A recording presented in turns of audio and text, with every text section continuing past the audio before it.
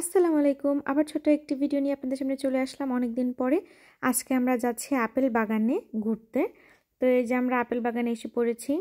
এটা আমার জন্য খুবই রোমাঞ্চকর একটা দিন, কারণ নিজের চোখে আমি আপেল গাছে আপেল দেখতেছি এবং ধরতে পারতেছি, পারা যাচ্ছে।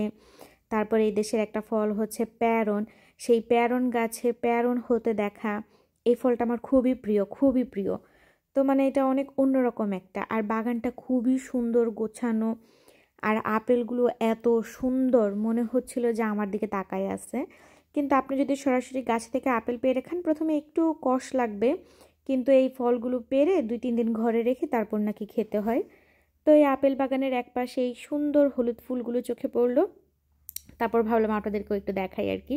ফুলগুলো খুবই সুন্দর ছিল, এখানে একটু ছবি টবি তুললাম আমি। তারপর আমাদের লিপিকাকে আমাদের জন্য ছোলা ভুনা করে নিয়ে আসছিল, সাথে ছিল ডিম। তার ছোলা ভুনাটা ওদিন অসাধারণ লাগছে, মানে এত মজা ছিল ছোলাটা, আমি খুবই এনজয় করে খাইছি।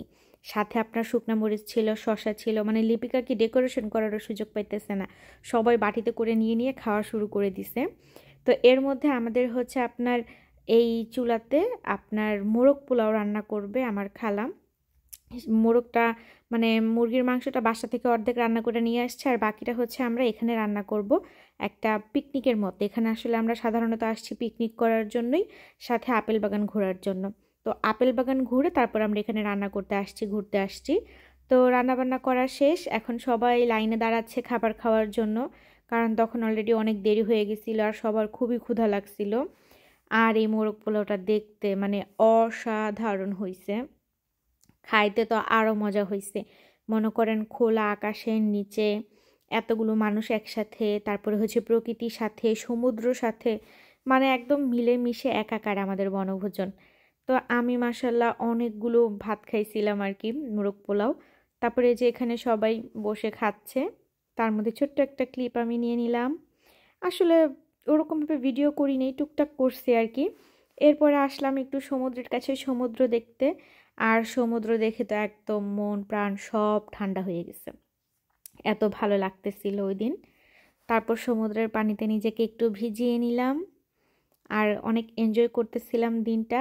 আর এই সমুদ্রের সাথে আকাশের সাথে আজকে আমার ড্রেসটাও একদম ম্যাচিং ছিল। আমিও আজকে আপনার সাদা আর আকাশি কালারের একটা জামা পরছিলাম।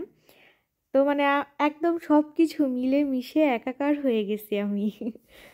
তো এই ছিল আর কি আমাদের ছোট্ট একটা ভিডিও, আশা করি আপনাদের খুব ভালো লাগবে।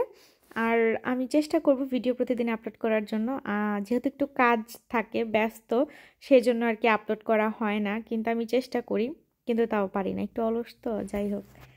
তো ভিডিওটা কেমন লাগলো কমেন্টে জানাবেন। বাই।